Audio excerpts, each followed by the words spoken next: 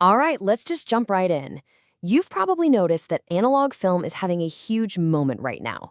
But for decades, professional motion picture film, the stuff movies are made of, has been locked behind this massive wall of complexity and, frankly, cost. Well, today we're going to look at two legit game-changing innovations that are finally tearing that wall down, making cinema quality film more accessible than it has ever been before. To really get how big of a deal this is, you first have to understand the problem. And this quote, well, it just nails it.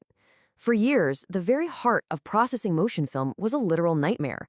It was this messy, super difficult step that required industrial-scale, football field-sized machines. So what in the world was causing all this trouble? So yeah, the analog film problem. It all comes down to these historical barriers that basically made shooting on motion film a very, very exclusive club.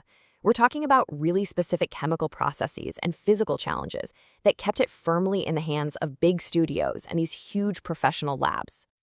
Okay, so let's meet the main villain of our story, a layer called Remjet.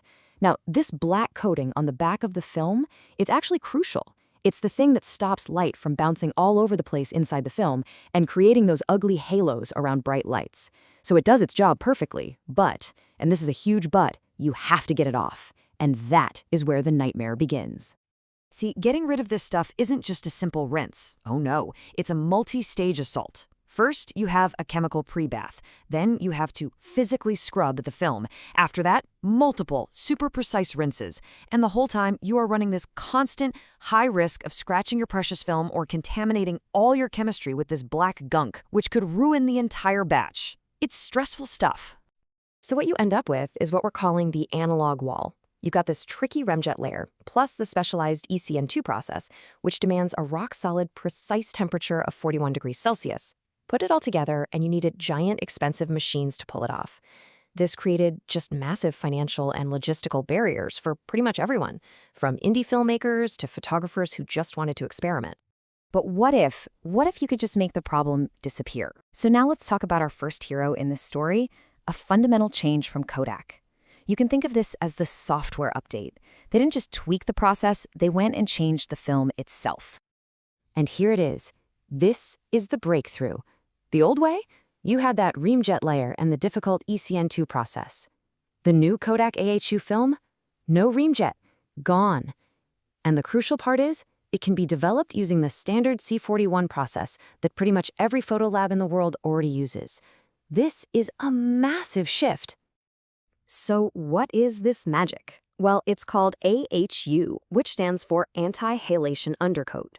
It does the exact same protective job as Remjet. It stops the halos.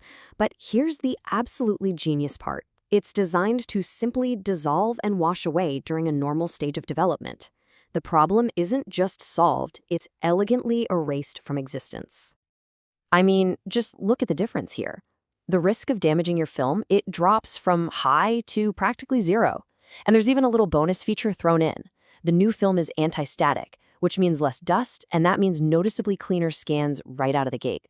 So it's not just easier, it's actually better. Okay, so Kodak updated the software. That's amazing. But what about the millions and millions of feet of traditional Remjet film that are still out there? And what if you're a purist and you want the absolute precision of that ECN-2 process, just, at home? Well, this brings us to our second hero, the hardware revolution. And that's where this thing comes in, the Micrographics Data ECN-PRO. The entire idea behind this machine is to take all the power and precision of those football field-sized lab processors and shrink it down, way down, into something that can actually fit in a small studio or even a home darkroom. So how does it knock down those old walls? Well, a compact footprint takes care of the space issue. A much more economical price point tackles the cost barrier. And a user-friendly touchscreen with automated sensors, that just removes all the complex guesswork. And it does all of this while delivering results that meet Kodak's own official rigorous standards.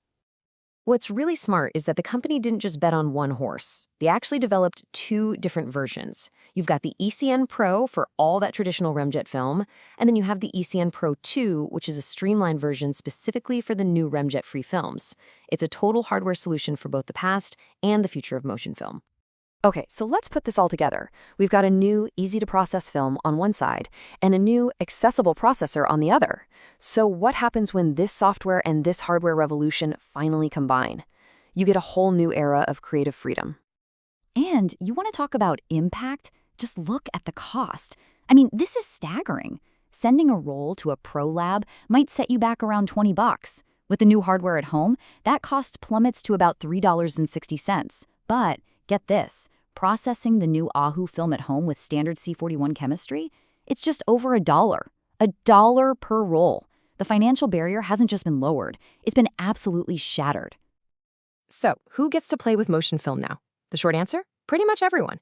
We're talking independent filmmakers on a shoestring budget, still photographers who've always loved that cinematic look, and all the hobbyists and students who were completely priced out before. The doors are just wide open now. And that right there is really the heart of this whole story. This isn't just some technical update. It's the democratization of a medium. The unique look, the feel of real cinema is no longer reserved for those with the biggest budgets. It's finally being handed back to the creators.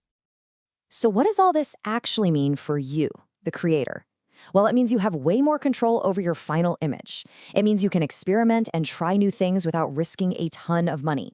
It means faster turnaround times because you're not waiting weeks for a lab. It means the dream of having a complete, professional-grade home lab is, right now, a reality. Which leaves us with one last, really exciting question.